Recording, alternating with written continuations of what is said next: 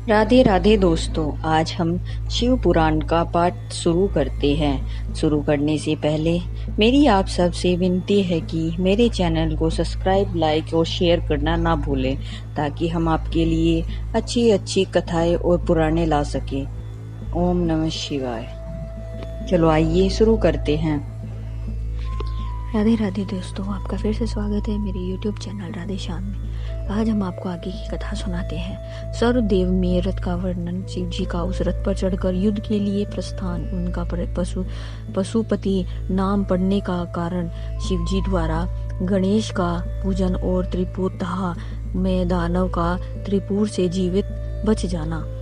सूत जी कहते हैं, मुने व्यास जी की यह बात सुनकर मुनीश्वर संत कुमार शिव जी के चरण कमलों का स्मरण करके बोले। संत कुमार जी ने कहा, महाबुद्धिमान मुनीश्वर व्यास जी, में शिव जी के पाद प्रस्तों का स्मरण करके अपनी बुद्धि के अनुसार रथ की निर्माण कथा का वर्णन करता हूँ, सुनो। तदंतर विश्वकर्मा ने रुद्रदेव के लिए बड़े यत्न से आदर पूर्वक सर्वलोक में दिव्य रथ की रचना की। वह सर्व समस्त और सर्वभूत में रथ सुस्वर्ण का बना हुआ था। उसके दाहिने चक्र में सूर्य तथा वाम चक्र में चंद्रमा विराजमान थे। दाहिने चक्र में 12 आरे लगे हुए थे, उनमें 12 सूर्य प्रतिष्ठित थे और बायां पहिया 16 आरों से युक्त था, जिनमें चंद्रमा की 16 कलाएं विराजमान थी। अतः उत्तम व्रत का पालन करने वाले विपेंद्र अश्वनी ने आदि सभी 27 नक्षत्र भी उस वाम चक्र की ही शोभा बढ़ा रहे थे। विप्र श्रेष्ठ 6 ऋतुएं उन दोनों पहियों की नेमी बनी अंतरिक्ष रथ का अग्रभाग हुआ और मंदराचल ने रथ की बैठक का स्थान ग्रहण किया। उदयाचल और अस्ताचल ये दोनों उस रथ के कुबर हुए। महामेरु अधिष्ठान हुए और शाखा पर्वत उनके आश्रय स्थान हुए। उस रथ का वेग उत्तरायण तथा दक्षिणायन दोनों लोहोधारक मुहूर्त बंधुर रस्सा कलाएं उनकी कीले हुई। काष्ठाएं उनका घोना, नासिका रूप, ग्रह भाग, अक्षदंड, निर्मूल, अनुक्रश, नीचे का काष्ठ और लव ईशा दृढ़ हुए। धुलोक इस रथ का वेरुत, ऊपरी प्राद तथा स्वर्ग तथा मोक्ष ध्वजाएं हुई। अभूमि ऐरावत की पत्नी और कामधेनु जुए के अंतिम छोर पर स्थित हुए। अव्यक्त प्रकृति उसका ईशा दंड, बुद्धि, नडवल, अहंकार, कोना और पंच महाभूत उनका बल थे। मुनिश्रेष्ठ इंद्रियां उसे चारों ओर से विभूषित कर रही थी और श्रद्धा उस रथ की चाल थी। उस समय वेदों के 6 अंग भी उनके भूषण और पुराण, नियन, मीमांसा तथा धर्मशास्त्र उपभूषण हुए। संपूर्ण शुभ लक्षणों से युक्त बल संपन्न क्षेत्र श्रेष्ठ मंत्र घंटा के स्थापनापन हुए और वर्ण तथा आश्रम उनके पद बने।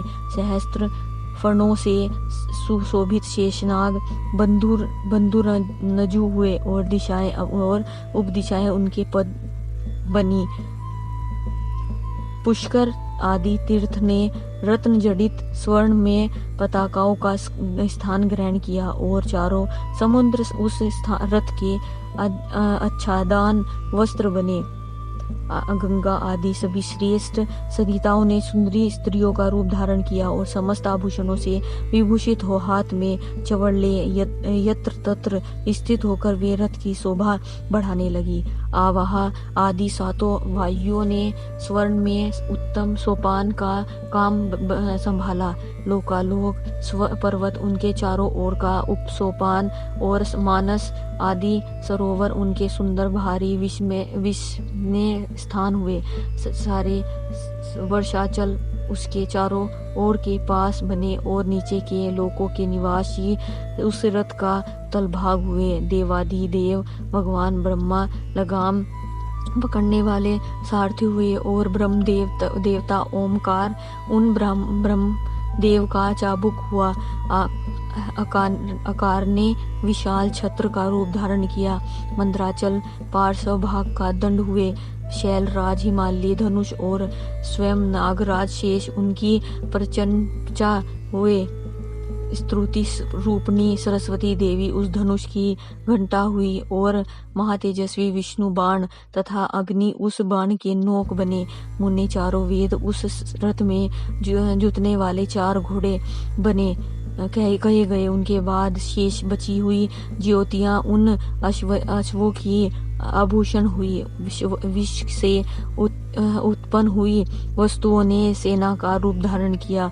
वायु बाजा बजाने लगे वाले और व्यास आदि मुख्य ऋषि वाहन वाहक हुए। मुनीश्वर अधिक कहने से क्या लाभ है, मैं संक्षेप में ही बता लाता हूँ कि ब्रह्मांड में जो कुछ वस्तुएं थी वह सब उस रथ में विद्यमान थी। इस प्रकार बुद्धिमान विश्वकर्मा ने ब्रह्मा और विष्णु की आज्ञा से उस शुभ रथ का तथा रथ सामग्री का निर्माण किया। संत कुमार जी कहते हैं, महर्षि इस प्रकार के महान दिव्य रथ में जो अनेक विध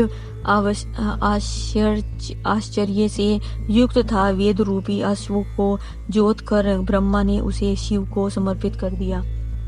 शंभु को निवेदित करने के पश्चात जो विष्णु आदि देवों के सम्माननीय एवं त्रिशूल धारण करने वाले उन देवेश्वर की